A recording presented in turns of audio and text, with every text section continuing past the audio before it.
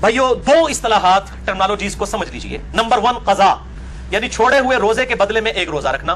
Number 2 کفارہ شرعی plenty یعنی سزا کے طور پر اگر کسی نے جان بوجھ کے روزہ توڑا ہے اس کے لیے سزا کیا ہے. ایک روزہ تو رکھے گا باقی جو اس کے لیے سزا ہے.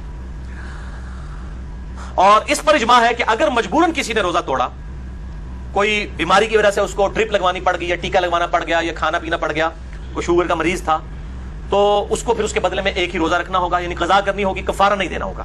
اسی طریقے سے عورتوں کے ساتھ حیض والا مینسز والا ایشو ہوا, اس کے بدلے ایک ہی روزہ رکھیں گی. بخاری اور مسلم کی متفق علیہ حدیث ہے مشکات میں 2032.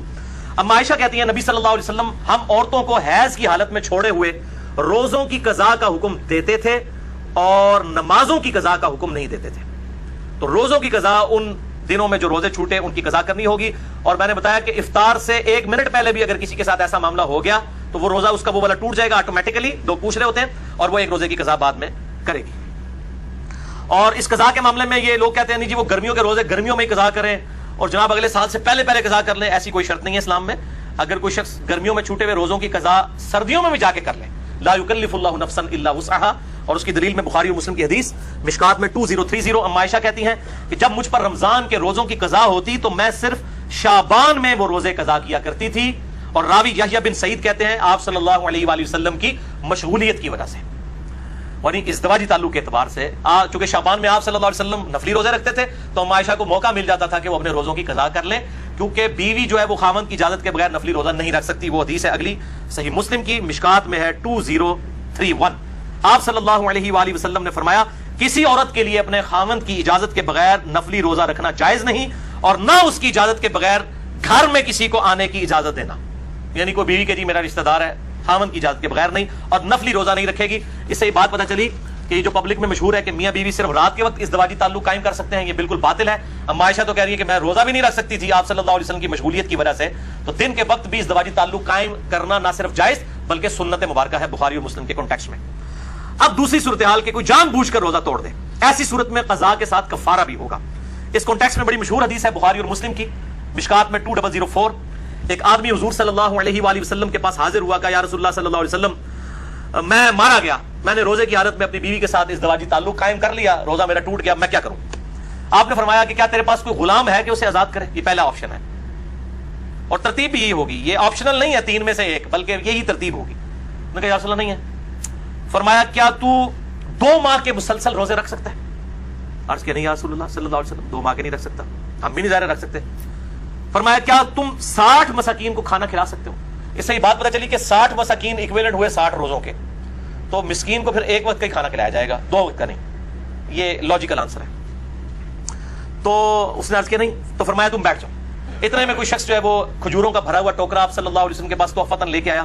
آپ صلی اللہ علیہ وآلہ وسلم نے وہ جو ٹوکرا تھا اس کی وجہ سے آپ نے فرمایا کہ وہ روزہ توڑنے والا کدھر گیا, اس کو بلا کے کہا یہ ٹوکرا تو لے جا اور اس ٹوکرے کو مدینے کے غرباء میں تقسیم کر دے, تو روزے کا کفارہ ادا ہو جائے گا. تو وہ آگے سے کہنے لگ پڑا کہ اللہ کی قسم پورے مدینے میں مجھ سے بڑا غریب کوئی ہے ہی نہیں ہے, سب سے زیادہ غریب میں ہوں. تو آپ صلی اللہ علیہ وآلہ وسلم اتنا مسکرائے کہ آپ کی داڑھیں بھی ظاہر ہو گئیں, اور اس حدیث پہ مسکرانا بھی سنت ہے. اور آپ صلی اللہ علیہ وسلم نے فرمایا کہ جاؤ تم خود ہی کھا لو, تمہارے روزے کا کفارہ ادا ہو جائے گا. لیکن یہ خاص اس کے لیے, یہ نہیں ہے کہ جو بھی روزہ توڑے تو کہ جی انہیں ایڈیاں کھجورا لے آ کے میں آپ کھانا شروع کرتے کفارہ ادا ہو جائے گا, یہ اس کے لیے خاص تھا. اور اس حدیث پہ امام بخاری نے انٹرنیشنل نمبر کے مطابق صحیح بخاری میں 1936 حدیث کی لی ہے, اور اس پہ اپنا فہم لکھا ہے, باب باندھا ہے کہ اگر کوئی روزے کی حالت میں بیویوں کے ساتھ ازدواجی تعلق قائم کر لے تو اس کا کفارہ کیا ہے. اس کو امام بخاری نے عام حکم نہیں لیا کہ کوئی بھی کھا پی کے بھی روزہ توڑ لے تو اس کا کفارہ بھی ہے.